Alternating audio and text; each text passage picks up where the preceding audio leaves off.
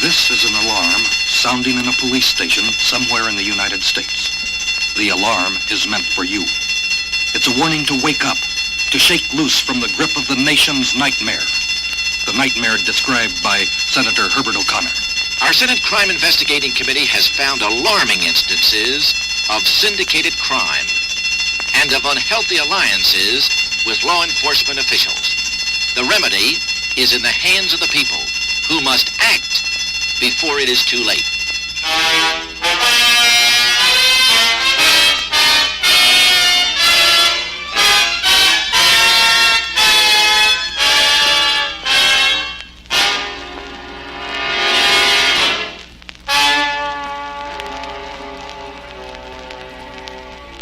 The nation's nightmare. CBS and its affiliated stations, in cooperation with law enforcement agencies throughout the country, present a new documentary series on the pattern of organized crime in America, its shape, its form, who runs it, and what can be done about it. Every voice and sound you will hear has been recorded from real life. No actors are used. Now, here to report to you on the nation's nightmare is the noted CBS newsman, Bill Downs. A nightmare is a bad dream. You can wake up in the morning and it's over. You can forget it. But the nation's nightmare of organized crime does not disappear the morning after. It's still there, harder, sharper, and more tortured than any dream. We start our series of 6 programs on the nation's nightmare with the stuff dreams are made of. Marijuana, heroin, cocaine, commonly known as dope.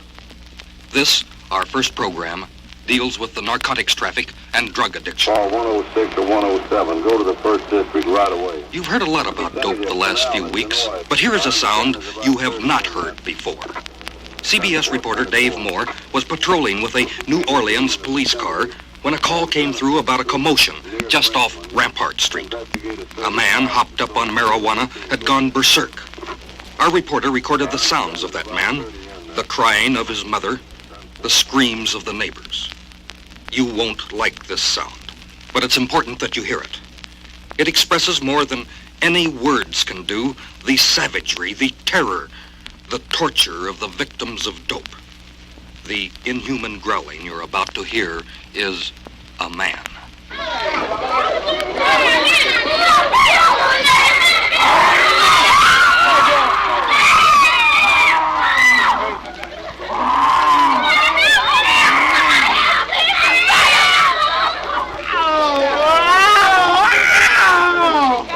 There's a body of opinion that holds to the idea that marijuana causes no ill effects.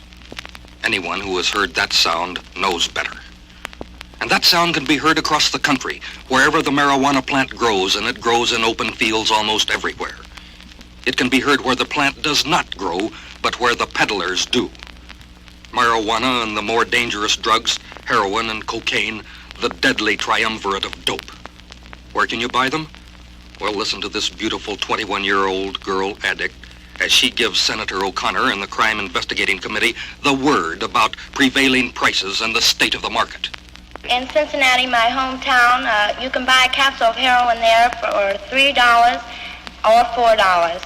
It all depends how well you know the people. In Cleveland, the last time I was there was sometime last year, I paid $2.50 for a capsule of heroin. In New York, it's $1. In Chicago, it's $2.50 a capsule. Add to that list Philadelphia, Washington, Baltimore, Detroit, New Orleans, or any crowded metropolitan city, your city, and you have the centers of dope addiction. It's not hard to find a dope addict and record his story. All you need is a contact and a portable tape recording machine. This boy is 19 years old, married, and has 2 children. We interviewed him in the slum area where he lives. Been taking dope since I was 13. Every day that I go to work, and I think that when I come back home, I could walk by the guy with it, and he wouldn't try to tell me nothing. And every time I try to pass him, he tells me, "You don't want anything today?" What I say, "Yeah, give me a couple." And I think I can make it with that. And I end up back right there again, buying some more, spending the money that I just made. Every time I get paid, I owe him enough money that I can't even give my wife enough money to support the family. I mean, the kids go hungry sometime, and I figure I'm real wrong. And if anybody could actually do something for me, I would gladly appreciate it, because I can't live the rest of my life fooling around with this dope. How many drug addicts are there? Well, no one really knows, but the man best equipped to pin down that elusive figure is Harry J. Anslinger, Commissioner of the Federal Bureau of Narcotics. He gave us this estimate. We can say with fair accuracy that there are 50,000 drug addicts over the age of 21 in the United States. The increase in the younger age group would be certainly not more than 10,000, and this agrees with Army rejections of age groups under 21. A hard core of 60,000 addicts, an immediate potential of 300,000. And this does not include the uncounted number addicted to sleeping pills or using marijuana. Where did they come from? Why haven't we heard about them before? It seems that the adult of the species has gotten a little out of touch with things. The kids seem to have known about it for some time. We went up to Central Park in New York City. A carousel was playing. We questioned some kids about dope and came up with a lexicon of narcotic language. Do you know these words? Junk, pusher, reefer, deck, mainliner. Well, junk is the stuff, the dope that they sell. Or dope pusher is a guy that go around trying to sell narcotics to young kids. A reefer is a marijuana cigarette. A deck is a package of marijuana cigarettes. The same as you buy a pack of cigarettes, they buy a deck. Well, the main line is when is the big dope when you shoot it right into the vein with a hypo syringe. Ask the kids if you want to know about dope. They'll tell you. How about it, kids? Do you know anyone who's died from taking dope? I know a lot of people around 138th Street where I live, and 139. Well, I know a lot of several different boys that they took dope and they died from it. Les said that she took a needle and she's dead now. She died. I know her. I know her. She was going with a boy in our block. Can you tell an addict by looking at him? How about it, kids? I mean, you can tell. You can look at a person and tell if they take it. Some people, you can look. Some of them lose weight, and their eyes begin to close on them. They got that glassy look. You can tell if some people take it. Well, now, tell us, kids. Why do people start taking dope? The psychologists say it's emotional maladjustment, but we grown-ups are pretty dumb about these things. Explain it to us simple-like, won't you? Oh, I said a lot of people take dope because they have a lot of worries and want to escape them, so to hear that dope makes you feel good and forget your worries, and that's why a lot of people take it. A lot of people do it for the thrill of it. Our teacher told us in school that teenagers, a lot of them take dope because one in the crowd starts and they're afraid to be called a sissy or chicken, and then they all go in and start. So a lot of teenagers have very weak minds. I'm gonna tell you something. New York will take something of anything that's new. I'm gonna tell you. It's the satisfaction of something exciting, something adventurous. You know, anything. If you developed a new kind of food, everybody would try it. Everybody would try it. Curiosity, that's all. That's what starts it all. Curiosity. Thanks, kids. Just wanted to know. Once you're hooked by heroin, you start paying a terrible price for your slavery. The addict doesn't get the original high feeling that probably sucked him in when he first started on dope. Now, as a confirmed user, he must take larger and larger shots just to keep feeling near normal. But the experts say addiction is a double problem, physical and psychological. An addict, we shall call Mabel, gives us some picture of the mental factors. Mabel is 21 years old, a remarkably beautiful girl with glossy black hair and striking dark eyes. She sits in a sheriff's office in Seattle and explains why she took up dope. During that last part of the 7th grade, I had a girlfriend, and we had all of our classes together. And through her, I started going with her brother, and I got pregnant. And my mother found out about it, and I had an abortion. Well, through that, I had slightly hard feelings toward my mother, and we never did get along too well after that. I mean, face to face, yes, but I mean, there was always something there and nothing that I could ever discuss with my mother. And I would keep running away from home because I was bitter. I guess, toward my mother, and I wanted to hurt her, it seemed. At least that could have been the only explanation I could think of. Well, it's pretty fashionable these days to blame the world's troubles on the parents. And no one can deny that disrupted family life, broken homes, insecurity, all lead to emotional problems. But here's the other side of the story. A Los Angeles mother who spent 5 heartbreaking years and $25,000 in an unsuccessful fight to break her teenage son's addiction. A highly intelligent woman, she realized that she had to understand what was happening to her boy, had to get inside his thoughts and feelings. She accompanied him on his trips to buy dope from the peddlers on the PE line, the rapid transit system between Los Angeles and Long Beach. Here's her story. Every time I hear that whistle of that PE train, that's something that'll haunt me the rest of my days. He just told me of jumping on the PE and making a connection here and a connection there.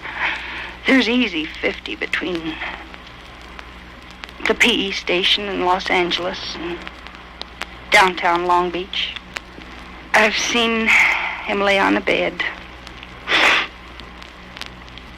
doubled up, sweating, eyes dilated, every muscle in his body just bent double, stomach cramps, yawning, nose running, just absolutely beat his head against the wall. For want of stuff. It isn't put on, it's real. Why don't the police stop this? Why don't they lock up the peddlers? Former New York Police Commissioner Thomas F. Murphy, now a federal district court judge, explains why. I wish that I could have 100 men in the Narcotic Bureau. That might be some solution. Frankly, we don't have the men. I'm quite sure the federal people do not have enough men. And the federal men agree. There are 180 federal narcotics agents for the entire United States. Too few narcotics agents. And police say their hands are tied by the laws. They must catch the peddler in the actual transaction before he can be convicted. But we tried an experiment. Is it really so hard to detect an actual sale of narcotics? Or do some police officials look the other way now and then? CBS reporter Ski Wolf out at station WBBM in Chicago wired his automobile for sound, made a contact with the peddler, and bought a half a can of pot, that's marijuana, and 10 capsules of horse, which is heroin. The scene, a street in Chicago. Tape recorders don't work too well in automobiles, but the conversation you are about to hear is worth straining for. Here is an actual dope purchase as made by CBS station WBBM in Chicago. Hey, listen, can you get some pot also? How much do you want? Well, yeah, I'd like to get about half a can if I could. But I can't pay any more than $10. Well, listen, now, you want the money now? Yeah, you better give it to me now. Okay, just a second. I'll give you a package, about 10 for, $10. But you got the rest of it? I don't have that with me now. Oh, solid. Well, I'll just give you the bread then. How much is in here now? Well, it's about, roughly about 10 capsules. You sure there's 10 capsules? Oh, yeah, the man I buy it from, he's honest. He's all right. The man I buy it from, he's honest. He's all right. In case the police are interested, the transaction occurred near the corner of 31st and State Street in Chicago. The peddling of dope is a business, and business methods are used, including the free sample to bring in the new customer. The take is fantastic. An estimated 2,000 peddlers in New York City alone gross at least $100 million annually. Federal narcotics agents agree that there are people behind the drug traffic, that an international dope network exists, and that one of the leaders is the notorious gangster Lucky Luciano, panderer, white slaver, currently dope salesman. The Senate Crime Committee implicated Luciano. Here, Senator O'Connor queries Charles Siragusa, an undercover federal narcotics agent who frequently makes trips to Italy to gather first-hand information. Based upon your study of this entire situation and your close-up contact, are you prepared to say that Luciana, Lucky Luciana, is the kingpin of the narcotic traffic in the United States? From what I have seen, and I have spoken to some members of his gang there in an undercover capacity, I would say if he's not the king, then he's one of the royal family. And the fact that he receives these large sums of money from these American gangsters indicates to me that he has a definite weight in policy matters, and that he is still deriving an income from American rackets. And the addict. The addict is the tortured slave on whose back this complex international dope structure rests. What can be done for him? Well, Assistant District Attorney David Blatt of Bronx County told the American Legion Crisis Conference on Narcotics about facilities for treatment in New York and the plans to treat addicts in outpatient clinics. I tell you from that case, and I can tell you from at least 20 other cases that I have followed, that you can't cure an addict by ambulatory treatment. A 10-day or a 14-day program cannot cure an addict. I'll go a step further. I'll tell you that it is hard to even get an addict who wants to be cured into Bellevue or Kings County for their 12 or 14-day period. God forbid that the addict be over 21 years of age. And you can stand on your head and Bellevue won't take them in for the detoxification program. What can be done about those unfortunates who are now addicted to drugs and those who may become addicted despite all our efforts? What about them? The fact is that outside of the U.S. Public Health Service narcotics hospitals at Lexington, Kentucky and Fort Worth, Texas, there is no adequate place they can go for treatment. We went down to Lexington, Kentucky to see how an addict is treated, to see the best that can be done for him. The hospital is a large place, capacity 1,500 beds. But in spite of the lack of facilities throughout the country, there is room for 200 more patients at the Lexington Hospital today. Local authorities are not sending addicts to Lexington, and most addicts do not have or won't spare the money for the train fare. We got off the train with a 26-year-old addict and followed him as he entered the hospital and turned himself in as a voluntary patient for treatment. We were seated in a cheerful-looking office, and the first of several interviews took place. The admissions clerk reads him the power of attorney statement. Your number would be 25933. It's the next number on the list. Yes, sir. I have some questions here I'd like to ask you. First, I'll read to you the power of attorney. I hereby authorize the medical officer in charge of U.S. Public Health Service Hospital, Lexington, Kentucky, or a duly authorized representative to open, examine, and dispose of all mail matter and express or other packages which may be directed to me. He signs the statement. You're to sign this. Do you understand what it means? Yes, sir. Where do I sign it? Bottom line.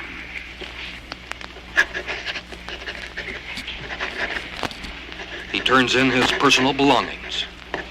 1 key ring, 2 keys. Cigarette lighter. $2 in cash. Any change?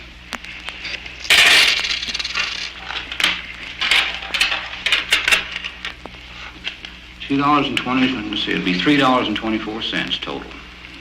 He listens to the clerk read his agreement to accept treatment, and he agrees that he cannot leave until the staff feels he is cured. You understand? Yes, sir. How long is that cure? The cure is until that time as the doctor agrees that you've had sufficient time to withdraw from narcotics. The usual time is 135 days. Physical examination. He's weighed. 5'10". In height, weight 135. His dope history is taken. Sit down here. All right. How long have you been using narcotics? Oh, about 3 years. What drugs have you been using? Well, I've been using heroin mostly. When did you have your last shot?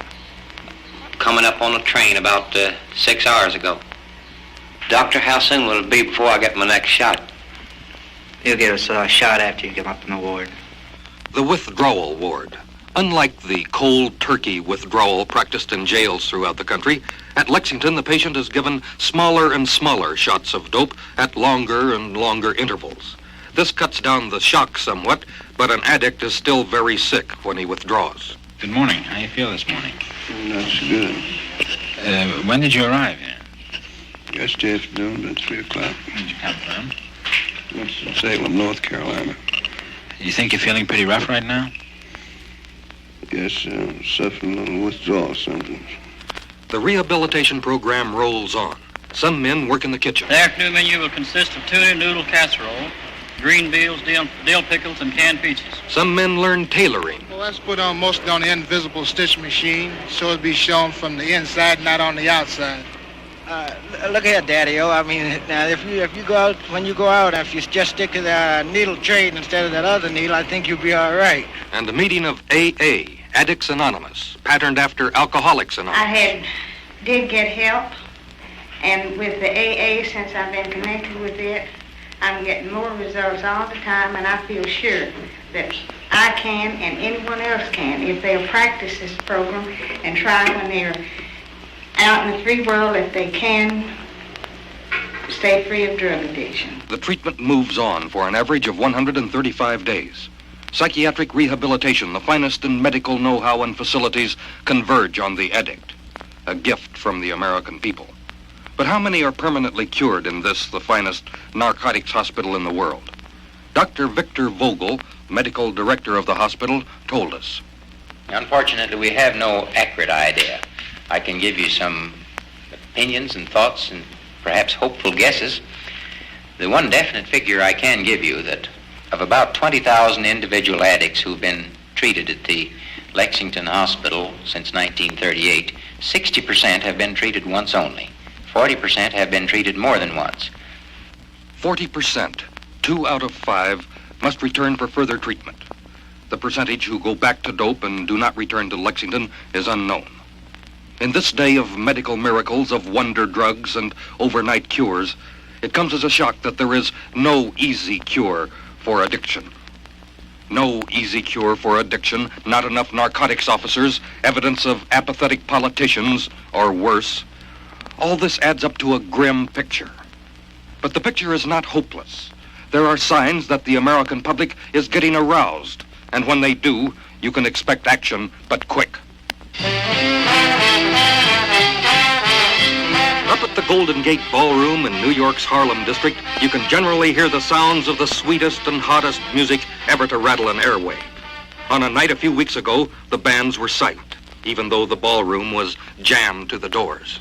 This meeting is for the purpose of arousing and informing and mobilizing public opinion to prevent the destruction of youth.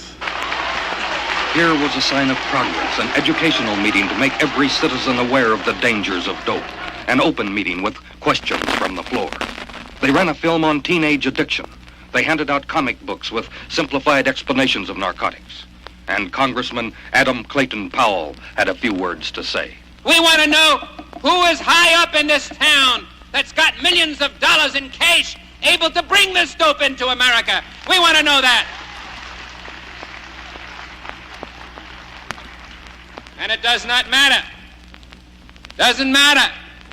Doesn't matter who this individual is. We want to know who it is. Somebody's getting rich. One man here in this community alone, we know, handles $200,000 worth of heroin, just as you and I would buy a loaf of bread. One man in Harlem, $200,000. And he's not walking the streets, he's riding the streets in his Fleetwing Cadillac tonight. Somebody somewhere is paying off in this town, and it's time we brought it out. And if necessary, we should stage a march downtown on City Hall and let this community know, let this town know that we're out. Assistant District Attorney Slonum called for help. This is something you've got to stop. You've got to help stop. This is not a job that a police officer alone can go out and accomplish, nor 1,000 of them. If you people would help by keeping your eyes open, by keeping your ears open, by realizing that this is a war in which you must participate. You're fighting a war against the people who are out to destroy you. You're fighting for defense of your children and your brothers and sisters. Thank you. This, then, is the picture of drugs and dope addiction. The narcotics problem is a social disease, a world disease. It's a big problem, and no simple remedies will suffice to clear it up. But it's not hopeless. There are things you can do directly or through your elected representatives. We need immediately an international agreement to limit world narcotics production to world medical needs. We need vigorous police action to break up the international drug cartel, the mafia, the Lucianos. We need laws giving stiffer penalties to peddlers. We need active clubs and organizations to educate youngsters about the perils of dope. We need parents who will impress their youngsters about the dangers of the road that leads from marijuana to heroin to death.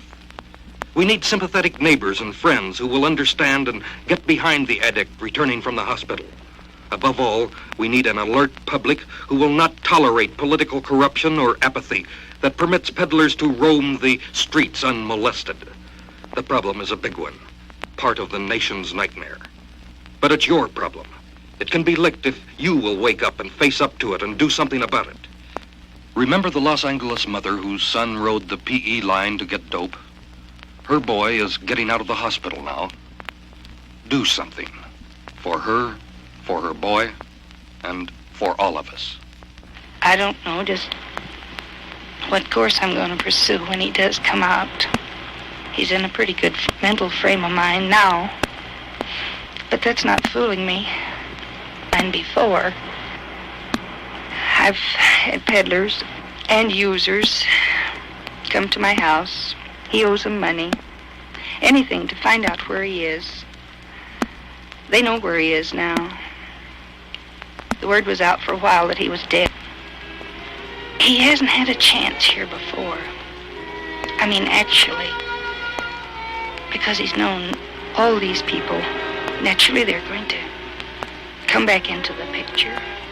They're going to force their way back into it. Even if he was strong enough to keep away from it, they're going to make a darn good try to get him back on it again. Wave the stuff under his nose, and that's temptation.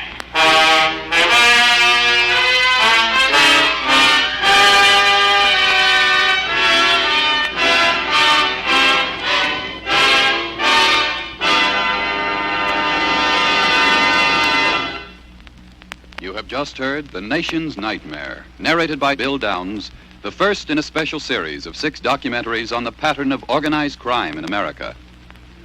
The Nation's Nightmare was written and produced by Irving Gitlin. All sounds and voices you heard were recorded in real life by staff reporters Dave Moore and Av Weston, and by CBS affiliates WBBM Chicago, WTOP Washington, WWL New Orleans, KNX Los Angeles, and KIRO Seattle. Fred Garrigus assisted. Next week, the inside story of gambling casinos, slot machines, and organized crime on the second program of The Nation's Nightmare.